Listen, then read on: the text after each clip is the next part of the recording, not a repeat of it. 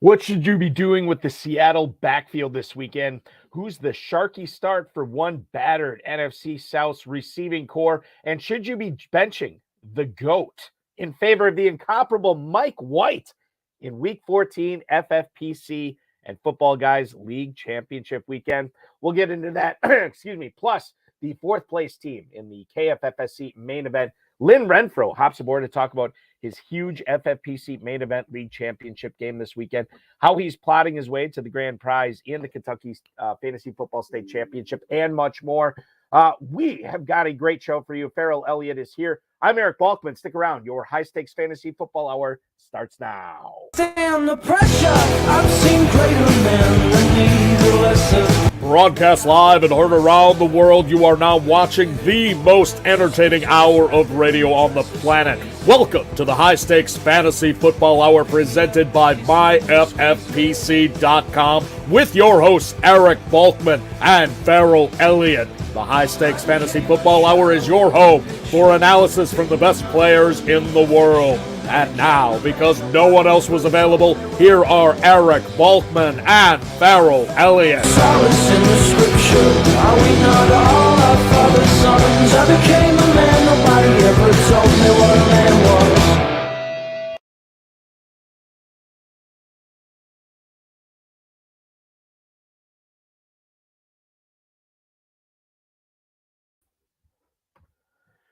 Thank you, Rob. Greetings and salutations to all of the Balkaholics and Farelliacs. Welcome to the latest episode of the High Stakes Fantasy Football Hour, presented by MyFFPC.com. That's the Fantasy Football Players Championship.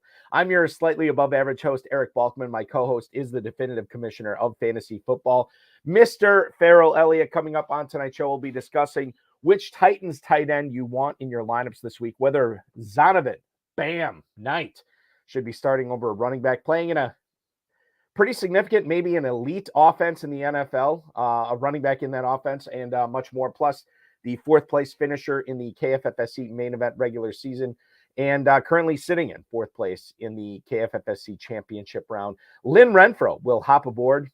You know that name. It's because he won the 2020 RT Sports Fantasy Championship as well. He's going to hop aboard. He's going to talk about that title. He's going to talk about his thoughts on James Washington's return. And the impact he's going to have on the rest of the Dallas pass catchers and skill position players there, and much more. If you want to connect with us on Twitter, please do so at HSFF Hour, at Eric Balkman. Always learn more about Farrell's Kentucky Fantasy Football State Championship at KFFSC.com. You can also post on our Facebook page at facebook.com/HSFF Hour. You can email the show, highstakesfantasyfootball@gmail.com. If you have any questions for us, now is the time to send them. We'll try to get to all the chat room questions, tweets, and emails in the fantasy feedback segment coming up later on in the show. Thanks to our audio engineer and my best friend, Bryce, and of course, our producer and our mutual friend, Rob. Hey, play the FFPC Weekly Challenge. No draft or salary cap. Just choose 10 players or 12 players by Sunday's kickoff. Remember, only one player per team. $35 to enter or $200 to enter. If you want to play in a 30-team contest, you can do that. You want to play in a 100-team contest, you can do that. If you want to play in the 10-team contest, where you only have to beat 9 other players to win a 2023 FFPC main event entry, you can do that as well. Watch RotoViz High Stakes Lowdown this week with the Football Guys Players Championship regular season 10th place finisher Daniel Priestner. We got into a lot of good stuff on that program. That's available at rotoviz.com/podcast or the FFPC's YouTube channel, youtube.com/FFPC Fantasy. It's where you're watching this right now. Remember to like, subscribe, comment, share, and get notified. Want to bring in the co-host with the most. It is the incomparable Farrell Elliott. You follow him on Twitter at KFFSC. You check out the KFFSC at KFFSC.com. Farrell, happy Friday to you, man. Buddy, that is so good. And we're look who is also on screen directly behind you. Hi, darling. Yes. And it is so fascinating to see you again. Right. Say hi to Farrell, okay? Hi, Barry. Hi, Farrell, okay? Hi, You got to go to bed. enough. Okay. Daddy, Yes. Mommy called and said we can't have the iPad. Okay, put your And iPad away. I will be right I upstairs, did. okay? And that you said we. I know. I understand. I have to do this show. I will talk to you in a little bit, okay? Say goodnight. Say goodnight to everybody. Hi, baby. Say goodnight. Can you say goodnight? Okay, no. Emma, we will see you in the morning, okay? All right, good night. All right. Ladies and gentlemen, I apologize. Farrell, and she didn't ask if this was soccer. That was my favorite line. that's the best, especially with the World Cup going on right now. Are you talking about soccer? Yeah, that was my favorite line. Yeah, that was bad. I think she's learned from that. Farrell, I'm going to let you talk about what you have going on for the Super Bowl coming up in Louisville in a second. I'll be right back. Oh no, Emma probably knows. She might know. All right, guys. It's the Super Bowl Sunday, February 11 through the 12th, Saturday and Sunday. We have our second annual KFFSC Super Bowl party and draft. And by then, I will look somewhat refreshed. I will have had a haircut. These dark bags of circles from football recruiting of college prospective NFL players, college seniors would be over with. Everything, and I'll be ready to watch you guys draft in a 96-team tournament, what we call Super Sunday Sweet 16. It's a fantastic tournament where you can win $5,000, a $2,000 entry fee, and money in your divisions. And it's not too early to start. We'll have all the rookies printed on stickers and ready to go on the boards. You can compete against Balky, who is now signed up to be in each league, drafting in each league during the Super Sunday Sweet 16. So we only have 96 spots. We'll also have our beloved league, our big payback, where the grand prize is $5,000 and a dominant team can win as much as $9,000. Hillard Newsom, one of our wonderful players in the KFFSC, is making hay in the Super Sunday big payback. So just a snapshot of what has happened in the past and what is going to happen in the future. Balky, you put me on the big screen, and I noticed these big black circles under my eyes. And the fact that it's been a long week, buddy. It's been a very long week. Listen, you're not the hardest working man in the business for nothing, right? I mean, you can only work so hard and not show how hard you're working. It is. I talked to a mentor, a high school football coach, and a mentor of one of the players I'm recruiting, and it was close to a 2-hour conversation. It was the most fun that I've had this year in recruiting battles. So yeah, it has been a long week and a lot of caffeine, and the caffeine right now is not working. But you know what? I'm ready to talk about fantasy football. Well, we got a great guest coming up, so that's going to energize me. It should energize you as well. It's going to energize everybody watching this with Lynn Renfro coming up in about 7 or 8 minutes too. Wonderful. So let's get into some of the stuff that I wanted to get to before the show really gets going. Okay. Alex Van Pelt, the former quarterbacks coach for the Green Bay Football Packers, now the offensive coordinator for the Cleveland Browns. He said he wants to stick with Deshaun Watson under center for the remainder of the season, according to a report on Cleveland.com. Now, he was asked about whether they might turn back to Jacoby Brissett in a game, quite frankly, they have to win to try to get to the playoffs in Cincinnati this week. Watson, as you remember, is the highest paid player in the NFL. Van Pelt said, I think you always have the ability to call the game for Jacoby. That's the easiest part. I don't see that happening. That's always easy to get to. Now, Kevin Stefanski this week, the head coach for the Browns, he wouldn't even entertain the possibility of benching Deshaun Watson. Remember, he played against a horrible Houston defense last week, and the Browns won, but it was behind the strength of 2 defensive touchdowns and a special teams touchdown. Right. Cleveland got 6 offensive points. Deshaun Watson got 131 passing yards. He threw a pick in the end zone on just 22 attempts. Now, I guess knowing that Deshaun Watson is starting here, Farrell, what do we think about him as a start this week? Again, against a much better defense in Cincinnati. A lot of people added him off the KFFSC and FFPC waiver wire a month and a half ago. But now can you feel good about starting him this week against Cincinnati? Quite frankly, I'm forced to start him in a couple of leagues, but I don't feel good about it at all. Well, you can get back to some sort of modicum of peace. It's not going to be as bad as it was last week. And, you know, about what the guys are saying, first of all, Stefanski could pack his bags and move out of town. And Van Pelt, if he had said anything other than we're going with Watson, and Van Pelt, if he had said anything different, you know, his next job would be supervising the graduate assistants at Montana Lutheran or something like that. Or have the graduate assistants supervising him. Yeah, yes. Yeah. It's so here, yes, this is the future. This is the present. This is what it's got to be. Who expected Watson to walk back on the field and be a world beater? He showed up for work looking really, really good in a Brioni suit. He was ready to go. But look, it's going to take some time to shake that rust off. Cincinnati will elevate the competitiveness of both teams. It should be a very good game. Watson should have many better moments. You'll decide for yourself if you've got a better quarterback start. Certainly wasn't Derek Carr. You've got a better quarterback start, and you've got a team that is depending on him. And as we saw last night with the Raiders, when you don't depend on your quarterback to successfully execute the offense, you can be disappointed. So this team's depending on their quarterback, which should lead to fantasy points that will not destroy you at the quarterback position. Yeah, I'll say this too. Like, first of all, shout out to Lamar Jackson for this sprained PCL for making me start Derek Carr in a couple of leagues where I had Lamar Jackson as my only quarterback. Was not loving that. And I say that tongue in cheek, as obviously I know Lamar Jackson wants to be out there. But when we look at Deshaun Watson, I'm willing to give him the benefit of the doubt this week, Farrell. I'm probably going to roll him out there ahead of guys like Tom Brady, ahead of Mike White, Russell Wilson. I'm starting him over as well. So I feel okay, but not great about him. That's the best possible compliment I can pay him at this point. But yeah, I mean, the talent is there, and 6.5-point dogs, I think, in that game. So it should be a positive game script for Watson. I hope for good things for Watson, but I'm not necessarily expecting the world this weekend. Seattle backfield. This is interesting. And by the way, we got some Amari Cooper and Njoku stuff from the chat room that I want to get into with Lynn Renfro coming up. We'll get to that question with him in about 20-25 minutes. Travis Homer was upgraded to full in yesterday's practice. He also got another full practice again today.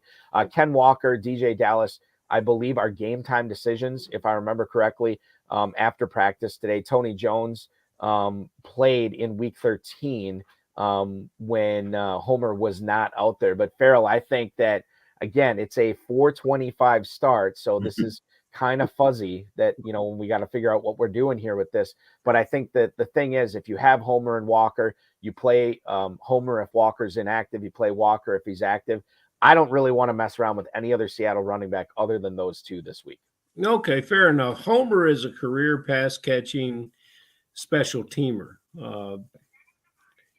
46 career games, he's carried the ball about as many times. It's he averages about 2 carries a game this season. I don't know what he could do under a full load of assignment as a number one running back. So I don't know if I'm going to start Homer. Even if I did handcuff him to Walker, which I probably wouldn't. Our Hudson Kern Reeve told us to handcuff DJ Dallas. That's who I would have. And he's not available either. No, I don't like the idea of starting Homer in any situation. Even if Walker's inactive. That's right. Okay, I got it. I think we can do better. Let's get to a couple of questions in the chat right now. Dave Nowitzki is in the YouTube chat. He needs to start either Chuba Hubbard, Joshua Kelly, or Dawson Knox. Thanks. That is Dave Nowitzki. Thank you for listening, Dave. We certainly appreciate it. I'm going to assume this is a tight end premium football guys or FFPC main event league. And I'll tell you right now. So we know that Deontay Foreman got taken off the injury report. So it sounds like he's going to be good to go. So obviously that knocks Hubbard down a little bit. I mean, Joshua Kelly, you're not really loving him at all because he's playing behind Austin Eckler. So obviously I guess I would say between those two, it's got to be Hubbard over Kelly. But when you bring Dawson Knox into it, this is where I think it gets a little bit more compelling. Dawson Knox this week is taking on the New York Jets at home. And when it comes to be a backup running back or Dawson Knox in a tight end premium league, probably going to lean with the tight end, and that's Dawson Knox. That's who I would start, Farrell. Yeah, and Buffalo is bringing it this week after their Week 6 loss, 20-17. They realize they've got to score points and put this Jets team away. Jets a good defensive team, so they're going to use everything they can to take advantage of this they're going to be well prepared to play the Jets. The Jets have some very, very good corner play. I think the middle of the field with Dawson Knox and a collection of running backs and McKenzie do well here. In other words, this team's not going to look to kick field goals. They're going to look to score the ball and get out in front of the Jets and get some payback for that 2017 upset that they had when they visited the Jets. Coco's World on the YouTube chat wants to know if we'd stash Rashid Shaheed. I am not that all excited about really any Saints receiver not named Chris Olave at this point in the season. So to quote you, I think we can do better than Rashid Shaheed. I am not. I mean, the thing is, like, yeah, I mean, I get it. If Olave misses or something, then maybe you can start him. But even if that happens, I think it is a low ceiling. And low ceilings do not get it done in the championship round. I am not stashing Shaheed. When I read that and saw the word stash, I thought we might be talking about dynasty here. Okay. But I very much like this player's athleticism. Here's a free agent out of Weber State. That's why you scout at Weber State. You send a guy there that has barely been on the road a year or two, and he comes back and tells you about Shaheed, and then you don't pay any attention to it. You don't draft him, but somebody signs him as a free agent. Good job with New Orleans. I like this idea of this player. I can see things in him that make me think that he's going to have a very impressive career, especially lining up against Olave or lining up on the same side with Olave. So, yes, if that is a Balky, yes, if that is a dynasty team, and yes, if you're in a league, this is your last chance at free agency, and all the other wide receivers are frozen. You need help. You need help. You got bye weeks, you got injuries, you got a lot of problems, and all the other receivers are frozen. Yeah, why not?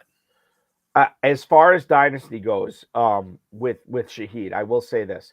I don't think the quarterback situation is going to remain like it is forever in New Orleans. I also don't think I think we have seen the best of Michael Thomas, and I think I've seen all I need to see with Marquez Callaway and Traquan Smith. Shaheed is a little bit more of a player that I have not seen enough of, and I don't think the Saints have seen enough of. No. If you're in an FFPC dynasty, pretty difficult to stash him. If you're in a dynasty where you can cut down to 22 players as opposed to the 16 that you're going to have to cut down in the FFPC, yeah, I get it. I think that would make a little bit more sense for a rebuilding roster to see what you have in Shaheed. Maybe you flip him in the offseason for a third rounder, or maybe a second round pick. But again, low expectations for him, but I understand the upside. If you can make do on your 22-man dynasty team, make do with Rashid Shaheed. Cortland Sutton is not going to play this week against the Kansas City Chiefs. Jerry Jeudy is going to play, it seems like. And I think Kendall Hinton has entered the discussion for a deep league flex. Now, I am not playing him, but he's certainly a candidate if you want to talk about the dual flex in the Football Guys Players Championship at the FFPC main event. But I think the two guys that are most interesting here, Farrell, are Jerry Jeudy and Greg Dulcich. To me, no Sutton means Dulcich has to be a start for you in a tight end premium league. In the KFFSC, it's really going to be where you got to start three receivers. Really going to be tough to sit Jerry Jeudy this week. And I know the Broncos Broncos offense has been bad, but this could be a game where Russell Wilson is forced to try to keep up with that offense on the other side of the field. And I think that you can make the case for both Jeudy and Dulcich to be in your starting lineup. Yeah, Judy's in your lineup. Format be damned. You want to play Jeudy. We can take Balky, here in December. We can take us a big victory lap on Dulcich. We identified him as the tight end to have in Denver. Nobody paid any attention to us. I think the biggest buzz of the whole draft was Uncle Albert at the 10th and 11th round. There's a player that caught 5 passes in the first game of the season and has caught 7 catches for Albert O throughout the season. Dulcich 25 catches, and he's done that over a 7-week period. So he is doing better work at the tight end position than any of us expected, despite being saddled with the responsibilities of playing with Russell Wilson. So Dulcich is a starting tight end for me, and I see nothing but better coming for him in the last few games of taking him down the playoff stretch. That could be a difference maker for you. Our resident Ivy League professor chiming in on a tough question. And by the way, my heart goes out to you, Kern, that you got to make this decision this week. He's got Josh Allen and Patrick Mahomes on the same team. He's trying to figure out which one to start. I am going to say this. So, interestingly enough, that Bills-Jets game as well as that Chiefs-Broncos game, they have identical 43.5 totals on the game, which is probably on the low end for both of these, what these quarterbacks are used to during the season. But the fact that Allen is at home, gets to sleep in his own bed the night before, that's the tiebreaker for me. I'm going to go with Josh Allen over Patrick Mahomes this week. You're going to start Mahomes coming off a bad week and a bruised ego. I like Mahomes in a comeback, bounce back game. It's still the Jets are still the Jets. If they're going to threaten the Bills in any way, they're going to threaten it on the defensive side of the ball. And so, yes, I see a lot of players that can contribute to Josh Allen's success. I see Josh Allen contributing with his legs, but Mahomes and Kelsey is pretty bitter expressions on their face from the last game. I don't think they have two bad games in a row. Yeah, but how in the hell do you get Allen and Mahomes on the same team? What was he doing? What are you asking us this question for? Because clearly that team is dominating. How did that happen? Yeah. We have Lynn Renfro coming up. He's sitting in the green room right now. He's having some Texas brisket. He's having some crab cakes. We got some Shiner Cheer, the peach and pecan flavored beer out of Spetzel Brewery in Shiner, Texas. He's enjoying that right now. We're going to bring him on in a second. Last thing I want to get out here, Rondale Moore not expected to play this week for the Arizona Cardinals. Now, what's interesting about Rondale Moore, Farrell, is the Cardinals are coming off the bye. He is not ready to play. And they do play, I believe it is a Monday night game this week for the Cardinals, is it not? Yes, it is. Cardinals-Patriots Monday night. Cardinals-Patriots. Okay. Total in that game, 43.5. You know you're not going to get more. You're going to get Marquise Brown. You're going to get DeAndre Hopkins. Do we stop there on startable receivers, or does Mr. the pride of Wake Forest, Greg Dortch, enter the conversation at all? Well, we had to apologize to the listeners because we talked about Dortch in a way that was not respectful to fantasy football. Right. Balky, can you see the Patriots getting to a 10 to 14 point lead and then just letting the Cardinals take what's underneath, shut down the other two? I don't necessarily see that. I don't think you can ever shut down Hopkins, but Dortch has 34 catches on the year. 25 of them have come in 3 games. On a loss to Kansas City, 44-21. That game they lost to the Rams, 20-12. He got 9. He also got 9 against the 49ers when they lost 38-10. He gets balls with the defense is letting them have what's underneath. He averages about 8 or 9 yards a catch. He runs hard with the ball, but these are not contested catches. And I don't like to use the word garbage time in football, but these are what the defense is going to let you have. And they don't want to let Hopkins have anything. They don't want to let Brown have anything. So, Dortch will probably be open. He'll probably catch some balls. It's not the way I want to play in week 14, but I might have to based on how many teams on bye, Balky? 6? Yeah, 6 teams. 6 teams on bye. The bye-apocalypse going on this week, final bye week of the season. I know I said one more thing. I'm going to get to one more. Coco's World wants to know, do you start Brandon Ayuk even with Jimmy Garoppolo out? Brock Purdy, good article about him. I think it was The Athletic this week. This guy does not act like Mr. Irrelevant. He plays with the fire and chutzpah of 1,000 Brock Purdy's, which is pretty impressive. So I think Ayuk is still startable, but I kind of want to look elsewhere. I don't feel real confident about Brandon Ayuk with Brock Purdy, especially considering they already still have McCaffrey, Deebo Samuel, George Kittle. It's a tall task to start Ayuk, even with Jimmy Garoppolo and all those other playmakers. I think Ayuk does about the same thing he would do with Garoppolo because in reality he is a number 1 receiver with this team. Would you say he's the number 1 receiver based on where Samuel lines up? Pretty close, yeah.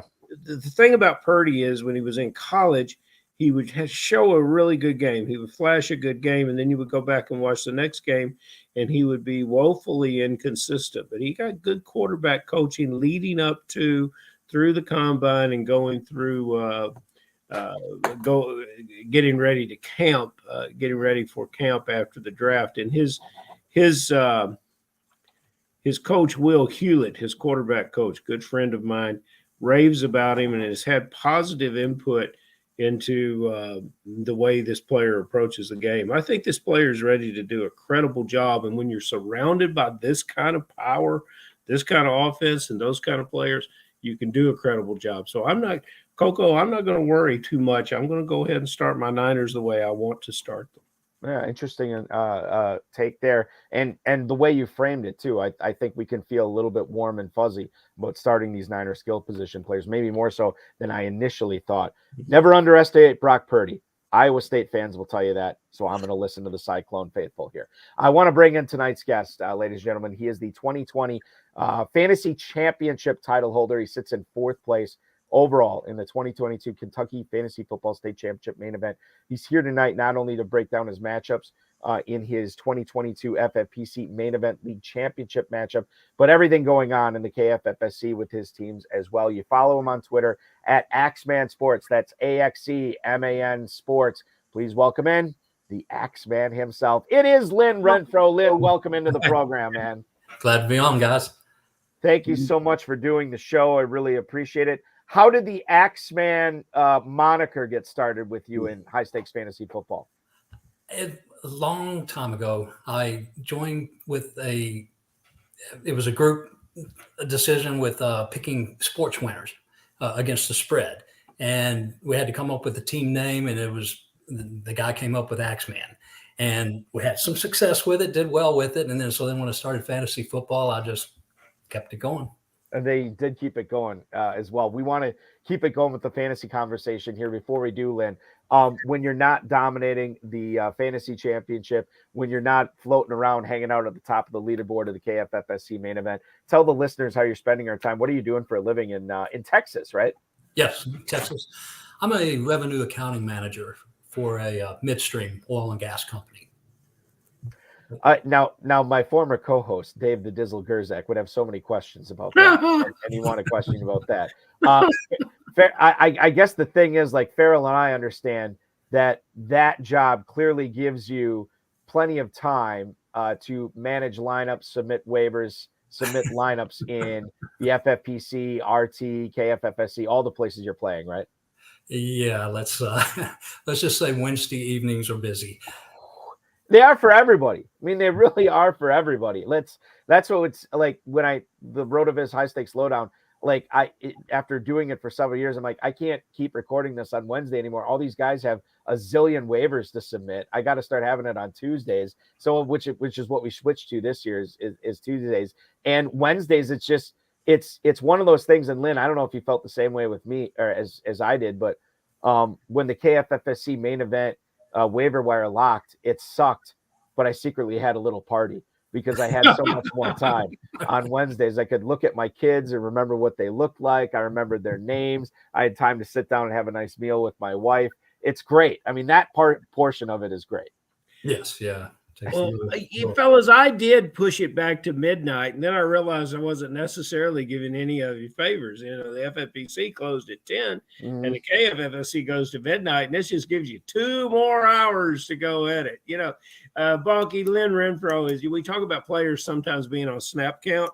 Mrs. Renfro has occasionally suggested a snap count for Lynn Renfro. I keep talking about more teams, and he'll tell me, the missus has got me on an X amount of teams, and so we find a way to negotiate around that. But I tell you, the missus, based on your track record of success, Lynn, which is a beautiful resume, she should be all in favor of you playing fantasy football. And once again, as Balky has told us, you're at the very top. And I looked at one of the things you did. I tried to pair a team's running back, thinking that I would pay the premium for one spot and pay a bargain price for the other spot. So I chose Denver, Williams, and Gordon. You, on the other hand, once again, proved that you're the premium player that you are. You chose Swift and Williams from Detroit, paying less for Swift and I think less for Williams than I paid for Williams and Gordon. My question to you is, how did you know that Jamal Williams was going to score double-digit touchdowns before Thanksgiving? How did you know that sometimes Swift would be how do you know these things are going to happen, Lynn, before they do? And what's your strategy handling these two players as you, with Swift returning to health, handling these two players through your championship run? Well, let's just say last week it was a quarter. Just flip it. You don't know. I felt good about Jamal Williams.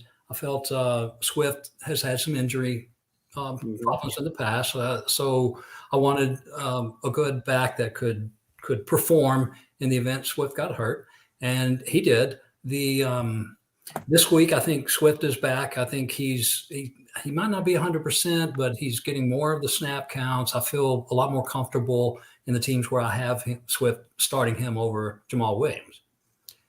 Go ahead. No, go ahead.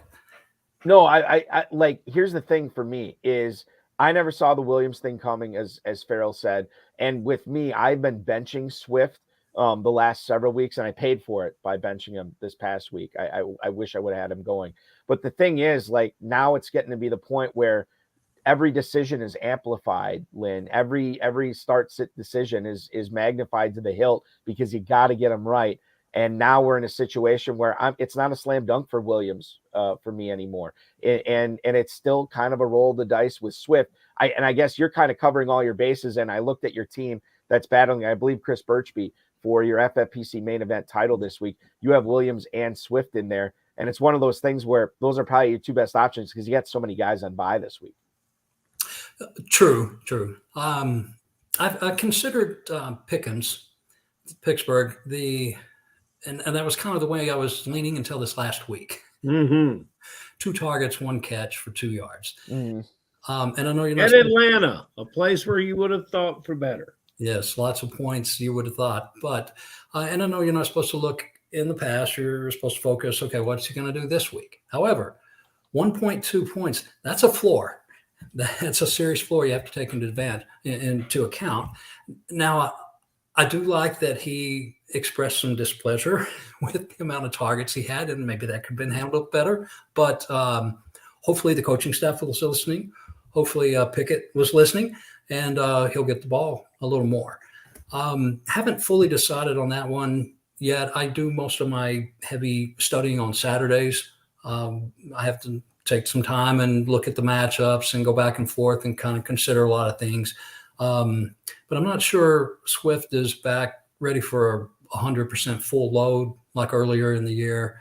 I think I like the Detroit Minnesota game. I think there's going to be a lot of points scored. Yeah. You can start players on both sides and do well. I think it's a little doubtful on Williams. His yards per carry could be better, but he finds the end zone. Yes, sir. Those yards per carries are only nullified by the fact that he hits the end zone, and those end zone yards don't count. But it's been every time you look up, Jamal Williams is in the end zone. Yes. Let me ask you this, and I don't know how difficult the decision this is for you right now, Lynn, with when you're considering the greatest of all time and Tom Brady taking on a pretty talented San Francisco defense. You have Mike White, who should be throwing a lot to try to keep up with or come back against the Buffalo Bills at Orchard Park this week. How difficult is it of a decision for you to play Brady over White? Have you considered Mike White? Are you still wrestling back and forth between figuring out which one of these quarterbacks to start? Oh, definitely. It's a horrible decision. I'm disappointed in myself that I got myself in this situation. But there's some key decisions you make in fantasy football. Sometimes at the start of the year, you look, okay, the league championship games are week 13 and 14.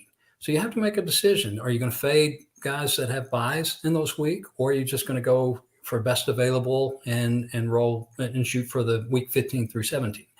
So I when I picked Mike White up a couple of weeks ago, I looked at that and I thought, okay, he has a great schedule, weeks 15, 16, 17. Week 14 is going to be tough. Brady has a tough schedule. I mean, it's pick your poison. And so at that point, I decided, all right, I've got best record, earn the $2,500 for the best record. I've got a shot at the $1 million. So that's where I'm going to focus. Weeks 15, 16, 17. So I knew this week would be a tough decision. And yes, I'm still wrestling with that one.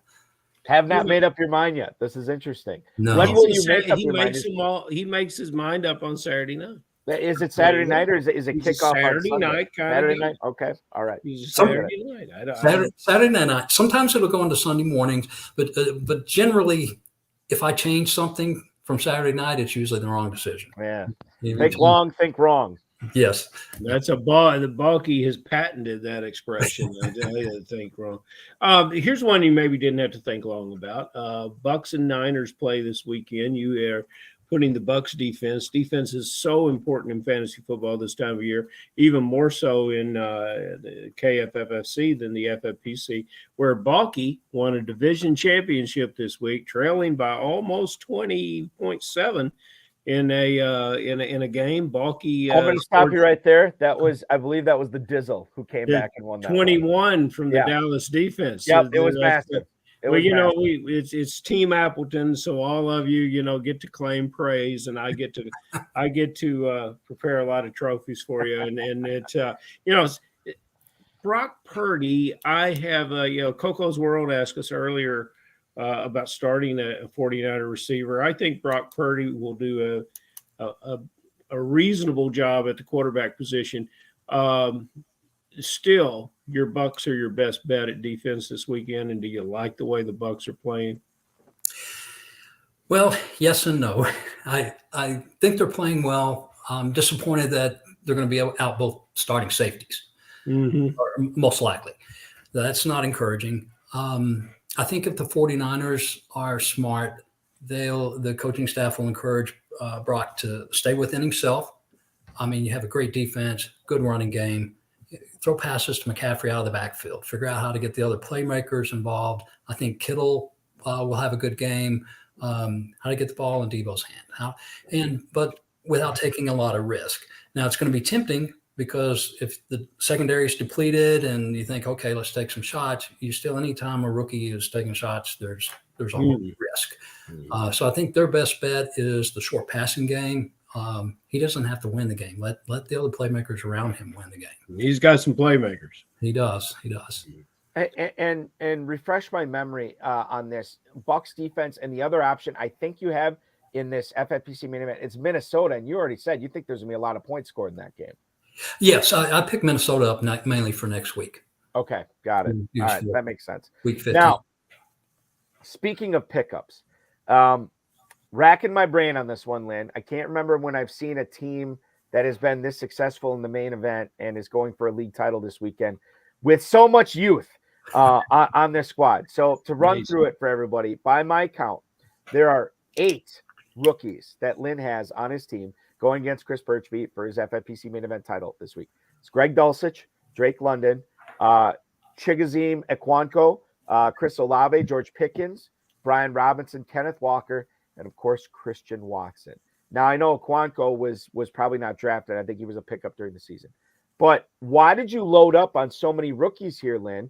And is this something that you often do, whether it's RT, KFFSC, or FFPC, when you're drafting? It's not something I'll often do. The last time I did it was 2 years ago when I won the 300K. See, now to me, this sounds like you should be doing this a lot more, Lynn. I'm starting to think maybe. So that one I loaded up on. I think I took, Justin Jefferson, Jonathan Taylor. I also took Dobbins, Akers, and some guys like that. And I had some success with it. It also helped that I drafted Diggs, and I think I picked up Josh Allen in the 8th or 9th round. So it was a solid team. This one, I didn't intend for it other than the 3 rookie wide receivers. I drafted Olave, London, and Pickens thinking, okay, if I can get one good receiver out of those 3, pair them with Keenan Allen, DeAndre Hopkins, and then maybe have some luck. Dulcich I picked up. I had drafted Kyle Pitts. So that was kind of a disappointing season for him. And I remember when I drafted London as well, I didn't really intend with having a tight end on the team, but at that point in the draft, I just went with it. Some of the others, I think I picked up Chig this week. I like his circumstances, particularly with Burks out.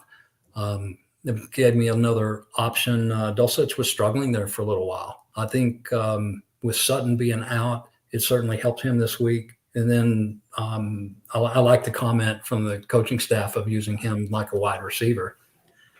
Let's see, who else did I pick up on that team? It's just you have that 30 roster spot. It's fantastic. And Balky, did you notice all these guys he's listing are performers? There's no Jalen Tolbert in there. There's no guys that were supposed to be a guy who were not a guy, right? And that none of these guys even get hurt.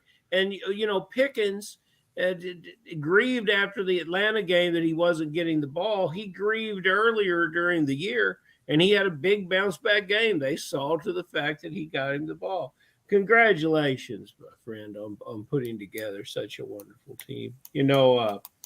You Texans have a very special place in my heart when it comes to football. We got one on the message board that keeps that going, and we have a number of guys that come up from the great state of Texas to play in the KFFSC, and then I always see the crew out in Las Vegas at Planet Hollywood.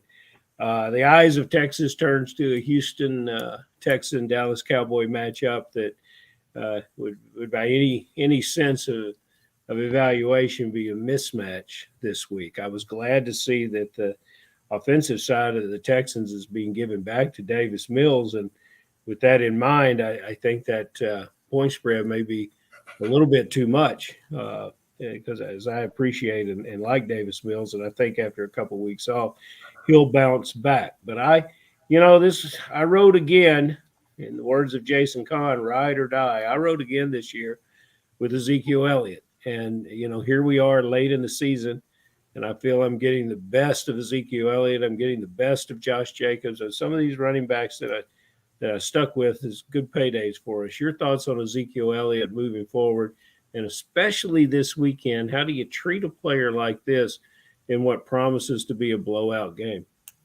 Oh, you start him. Absolutely. I think both Cowboy running backs are good options this week. Sometimes it gives me pause when there's a big point spread. If the Cowboys were playing the Eagles next week, then I would be worried about a trap game, and they're looking past it. But they're facing Jacksonville. I think, or I'm hoping they'll mean business. I think I like both running backs in this one. And there have been some weeks in my Kentucky State Championship League that I've benched Zeke some weeks as flex, where I've had a lot of options and went back and forth. And then I finally looked at it this week, and I thought, you know what? He's just scoring every week. He's just solid. And if you can get 15, 18, 20 points a week out of a flex, I mean, that's just awesome. Mm-hmm. Lynn, are you a Cowboys or Texans fan? Who's your allegiance to in the NFL? I'm a Cowboy fan. Okay. Jerry hasn't made it so fun for us, but an interesting story. When I first started playing fantasy football, I didn't start winning until I went a couple of years. I was not drafting any Cowboys. I just took all the emotion out of it, wouldn't draft any Cowboys, and I did well. And once I figured out how to draft with my head and not my heart, I was okay. So now I can take Cowboys, but. Well, so now we not only have Lynn Renfro, but we have our resident Ivy League professor, Hudson Kern-Reeve, in the chat, also a big Cowboys fan. So America's team, it truly is, on the High Stakes Fantasy Football Hour tonight. Now, this is something interesting, Lynn, that I wanted to touch on earlier with Deshaun Watson coming off a bad game. He gets Cincinnati this week. Now, the latest that I have on his number one wideout, Amari Cooper, who actually hurt himself. He hurt his hip in practice on Thursday. He is officially listed as questionable. He did not play practice Friday. So he certainly seems like he's on the doubtful side of questionable. If he does miss this game, is David Njoku a must start? in tight end premium leagues. And you have to make room for Donovan Peoples-Jones in your lineup as well, no matter if it's FFPC or KFFSC. Well, I think certainly the tight end is a definite start. It's a tough matchup, and I think anytime a player's doesn't practice on Friday, that's not a good sign. I don't know that I would force it if given with 6 bye teams and injuries. Certainly a viable start, but I don't know that I would force Peoples-Jones into the lineup. Just my personal opinion.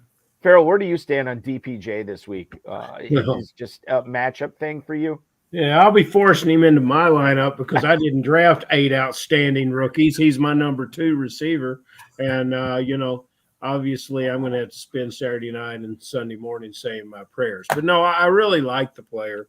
I see the player's skill set. And, yes, force is the terminology.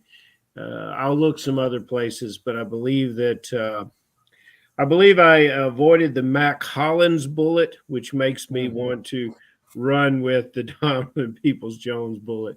I think I already made that decision.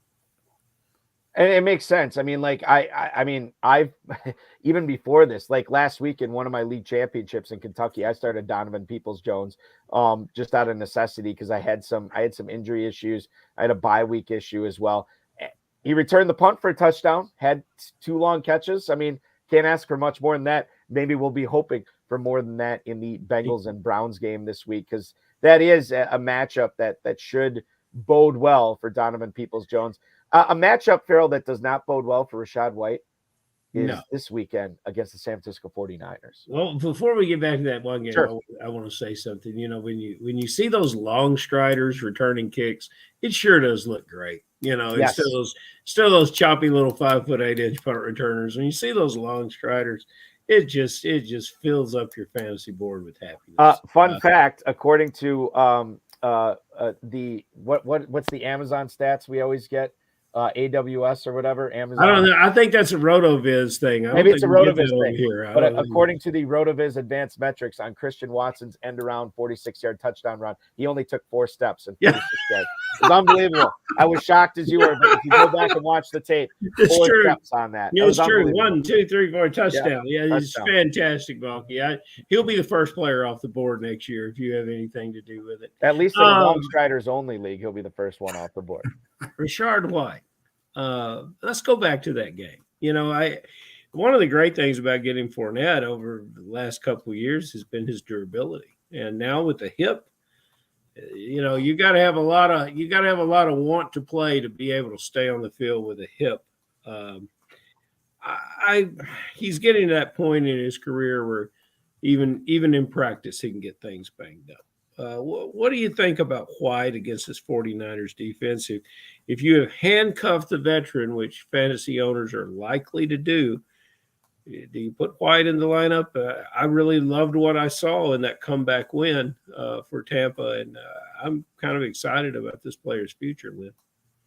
Yes, I think he has a bright future. I did cuff him on the leagues that I selected Fournette. I like White this week. It's a tough matchup running wise, but I think Tampa Bay is going to have to throw. Brady's going to have to be throwing the ball, and I think that means lots of catches to the running back out of the backfield. And Fournette's not playing. I like White's prospects this week. That's the other thing to keep in mind too. I mean, we always talk about these pass catching running backs. Rachaad White the last 2 weeks after the bye, even last week with Leonard Fournette, 6 catches and then 9 catches the week before. He caught all 9 of his targets when they're against the Cleveland Browns in Ohio. That's 15 catches in the last 2 weeks. So even if the ground game is tough sledding for him, certainly you would imagine that he's going to make some of that up in the pass game. Let's get to a couple of emails here for you, Lynn. Tom in Centennial, Colorado. What do you think James Washington does to CeeDee Lamb, Dalton Schultz, Michael Gallup, and Tony Pollard going forward? Appreciate you, Lynn. That is Tom in Centennial, Colorado, who we appreciate for watching and sending in that email. You are a resident Cowboys fan on the show this week, Lynn. James Washington should be coming back here shortly for Dallas. What kind of impact does he have on the rest of the pass catchers there? I like him. I think he'll have. I mean, it's hard when you have CD, Schultz, Gallup is coming on strong, and then of course both the dual running backs. So there's so many weapons there. At the same time, I think Washington will have a place, certainly in a deep league. I wouldn't hesitate starting him. I don't know about, and I consider that too with waivers still running. One last waiver wire. Do you rush? Do you run out and get him in a league with a lot of injuries and buys? But I don't know that I would feel that confident, to be honest. But I think he will make some plays. I think he will add to that offense. I think he'll lead all Dallas Cowboy receivers in giving other receivers a high five on the Good job. Bravo, my friend. Bravo, Farrell. Now, I want to preface this next email for you, Lynn, by this update from Corbin K. Smith on Twitter. Pete Carroll saying that DK Metcalf will play in Week 14 against the Carolina Panthers, despite a, quote, little hip come up this week, a little hip thing come up this week, which is what I have on the dance floor, Farrell. But listen, he did not practice yesterday. He did not practice today. Normally, you don't practice on Friday. You don't play on Sunday. Pete Carroll says he is going to play. So the question here from Danny in Attleboro, Mass, how nervous should I be for DK Metcalf in a 425 game on Sunday? Lynn Renfro, what say you? I would have a backup plan. I think he plays, but then again, the missing practice Friday, that's just a hard bullet because most of the time you don't practice Friday, you don't play. And the afternoon games, that's a hard spot to be in. If you don't have a viable alternative, then you're pretty much making up your mind at noon or the one Eastern. And there's not, I mean, if you look at the backup plans that could present themselves to you in those late games, you have Kendall Hinton in Denver. I mean, obviously, you could look at Carolina if you want to go with Terrace Marshall. Maybe you go with God. Guys, I don't feel great about this at all. Looking forward to it. Like, there's not a whole lot to love here. Sherfield in Miami plays Sunday night. I don't know if you're going to have DeAndre Carter in Los Angeles on Sunday Night Football, maybe. Now, Jacoby Myers, I don't know if he's going to play on Monday Night Football. And if that's the case, then there's maybe some Devontae Parker upside there. And obviously no Rondale Moore. We talked about Greg Dortch earlier. There is something there. Not saying you have to play these guys, but at least have them on your roster, as Lynn said, just so you have a backup plan where you don't have to take a zero while making up your mind at 1:00 that day. Farrell, final question for Mr. Renfro today. You just threw out so many names that it makes my question about sleepers completely devoid because you cannot use a name that has been previously used in the show, Lynn. So Balky has come up with players that may not even get a jersey on Sunday and mentioned them as possible guys to put in your lineup. Lord, this week 14, 6 teams on by is a difficult thing. Lynn, we look to you, the gentleman from Texas, to give us a sleeper. And then we also want you to give us a guy that all FFPC, KFFSC players will put in their lineup without thinking about it. But you in your wisdom would know that player is a likely bust. So a sleeper and then a frequently or universally started bust. That's what we need from you, Lynn Renfro. Okay, no pressure. Yeah, you're right. There's been a lot of names thrown out, and I don't know. There's a handful of quarterbacks. I don't know if these will qualify as sleepers. So, but there's some guys that I like. Like I mentioned, the Detroit Minnesota game. Like both quarterbacks in that game, Goff and Cousins. So both startable. I like Geno Smith, Seattle, even more this week because of the injuries to the running backs. I don't know that you could call with Sutton out. And we've already talked about Dulcich. So those are some, See, Balky, here is the issue. We have a man on the show who has consistently won 6-figure prizes. He thinks that the players that he is giving us are because they're sleepers for him. These would be his sleepers. Right. And these are our guys that we've been leaning on since week 5 and 6, and he calls them sleepers. Fair enough, my friend. Tell me about who that bust is. Well, I'll give you what I would call a deep sleeper too. Oh, all right. With Seattle and the running back issues, I like Travis Homer this weekend. Yeah, sure. Oh, look at that. I got to go back. See, that's what separates them. Well, Travis Homer, and for reasons you already stated. And then, I know this is against the rules, but you did say James Washington in a deep league this week too, right, Lynn? Right. That would be another deep sleeper. Okay. As for a guy that I'll give you 2 guys that I would bench if possible. Gabe Davis, I just don't like the first time around. He didn't know how to have a good game against the Jets.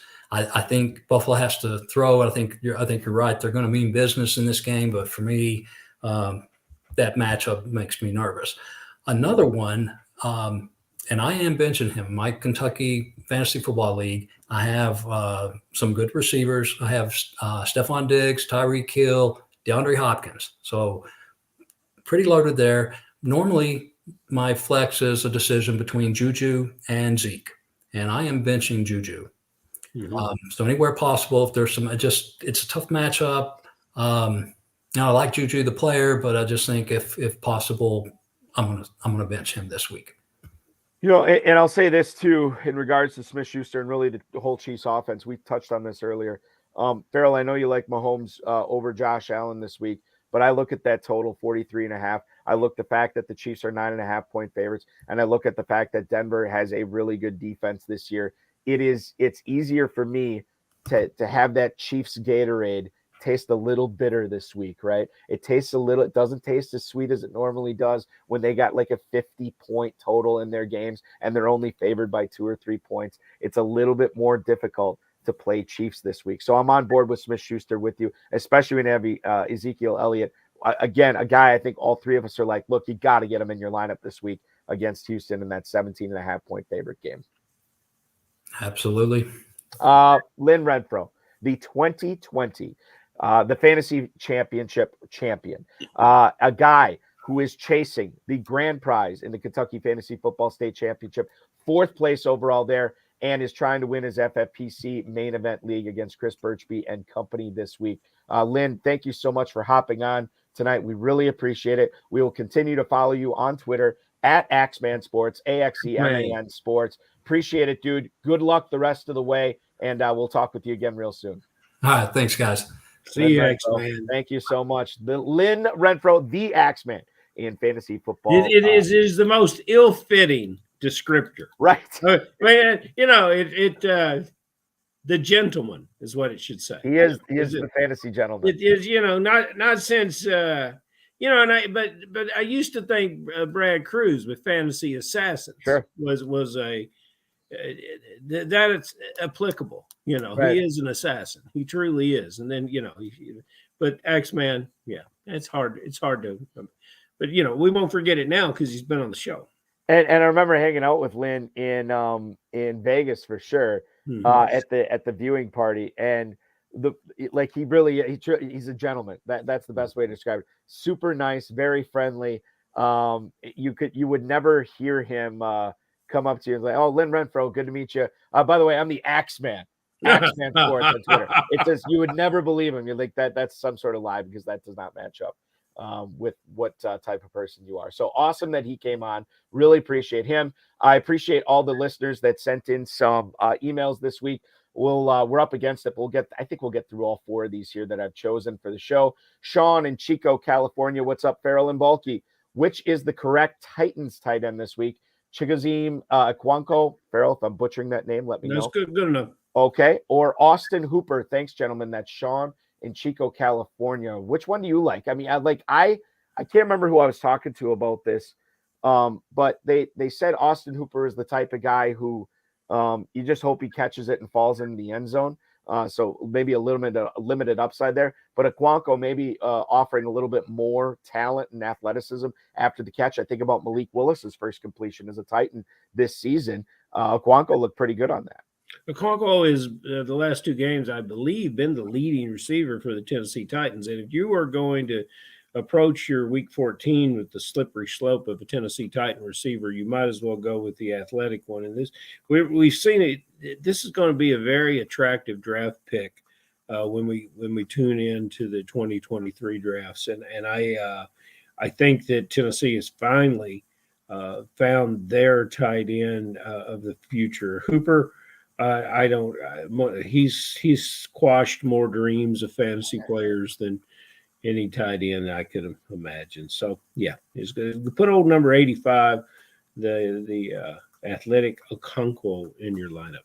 3 for 35 for Okonkwo in Week 12 against the Bengals. This past week against the Eagles, 5 for 68. So maybe he is indeed coming on. That is who we both say. It's unanimous. Steve in Pittsburgh. Hi, guys. Assuming Trevor Lawrence is active this week, do I start him over Daniel Jones? I feel like Daniel Jones comes up at least every other week on this show because I don't know what to make of him. Sometimes he's good, sometimes he's bad.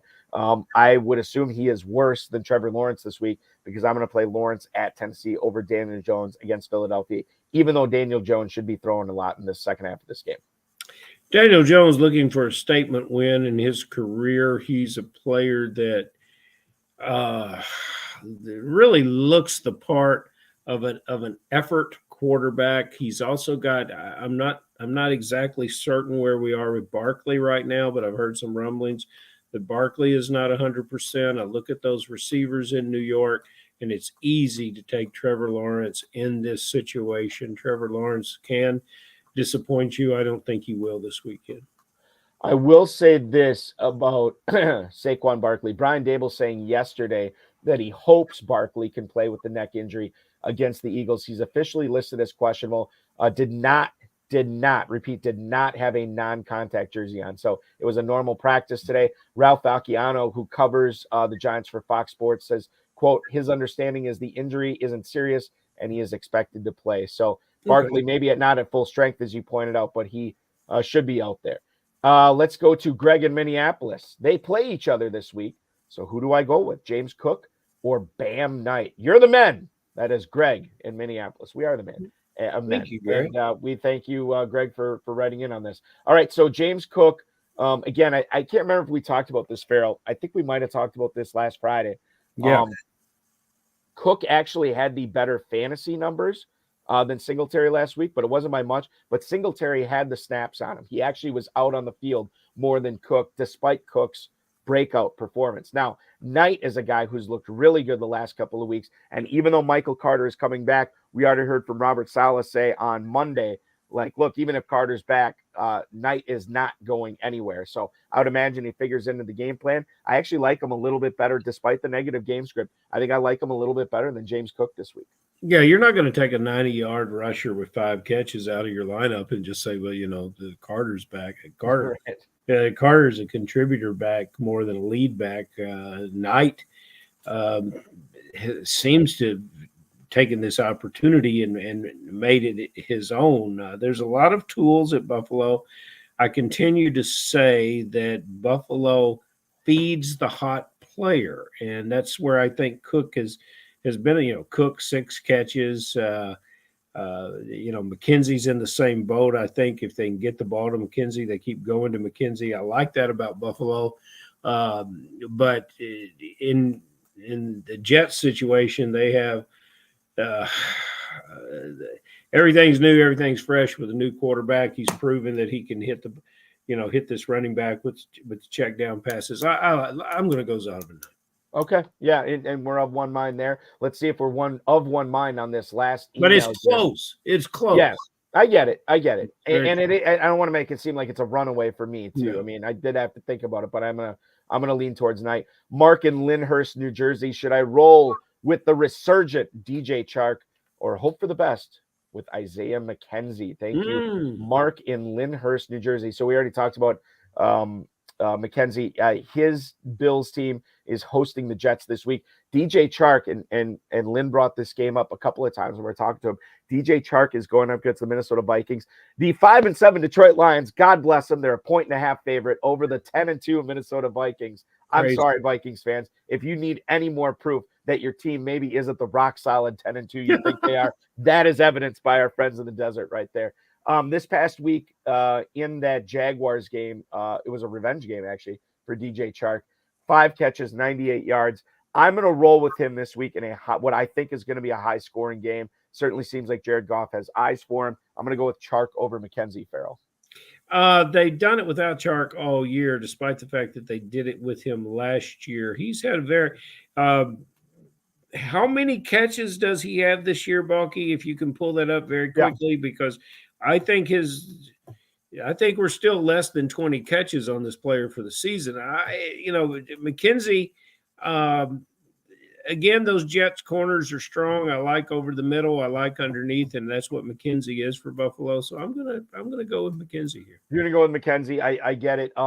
Chark has actually missed half the games this year. He's missed 6. He's played in 6. He's only got 14 catches on the year, so he still is shy of 20 catches. So I get it. And I think you can make the case for McKenzie. Again, I said this with Daniel Priestner when I had him on the Road of his High Stakes Lowdown Tuesday. I said, when I was drafting in Kentucky in July and June, and quite frankly before that, August, everything, I was trying to get pieces of that Bills offense. And if you're going to tell me that you want to go with a piece of that Bills offense this week, hard for me to disagree, whether it's McKenzie or whoever. Hard for me to disagree in general with the legend, the definitive commissioner of fantasy football, Farrell Elliott. Check out the Kentucky Fantasy Football State Championship at KFFSC.com. Farrell, be good. Appreciate you. And let's do this again on Friday, man. See you then, brother. You got it. Farrell Elliott. Follow him on Twitter at JFarrellElliott, at KFFSC on Twitter. Remember to check out KFFSC.com for all your Kentucky Fantasy Football State Championship needs. That will complete tonight's broadcast, everybody. Want to thank Lynn, Renfro, Farrell Elliott, the FFPC, Rob Rice, and of course, each and every one of you. In case you missed it, check out the Road of his High Stakes Lowdown with the Football Guys Players Championship regular season 10th place finisher, Daniel Priestner. That was on Tuesday. You can also check it out, rotoviz.com/podcast. We are live next Friday, once again at 10/9 Central. The High Stakes Lowdown returns on Tuesday with FFPC main event regular season 12th place team owner Jerry Kaforski. We will chop that up again on Tuesday night. The High Stakes Fantasy Football Show on the Better Sports Network app will go live not only on the app, but also Facebook, Twitch, Twitter, YouTube, all those good networks. That's at 10/9 Central on Wednesday. And my guest co-host will be the Draft Sharks Deep End Fantasy Football Podcast co-host and Buffalo WGR 550 radio host Mike Shope. He will join me for 2 hours, 10 to midnight Eastern time on Wednesday night. Play the FFPC Weekly Challenge. No draft or salary cap. Pick your 10 players if you want to play in the slim format. Pick your 12 players if you want to play with kickers and defenses. You can join for $35, $200. You can play in a 100-team format, a 30-team format, or a 10-team format, where if you beat the other 9 people, you will be in the 2023 FFPC main event for free. $35 or $200 to enter that. Remember, if you want to join the FFPC playoff challenge, registrations are live on that. A $500,000 grand prize, $200 to enter there. The Football Guys playoff challenge is back for year 4 as well. You can join that, just $35 to enter a $100,000 grand prize as well.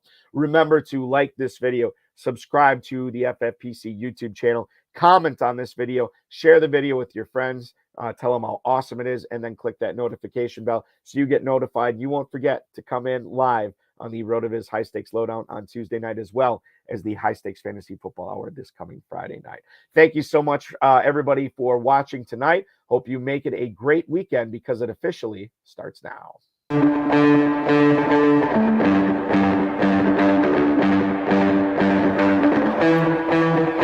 This has been another episode of the High Stakes Fantasy Football Hour presented by MyFFPC.com.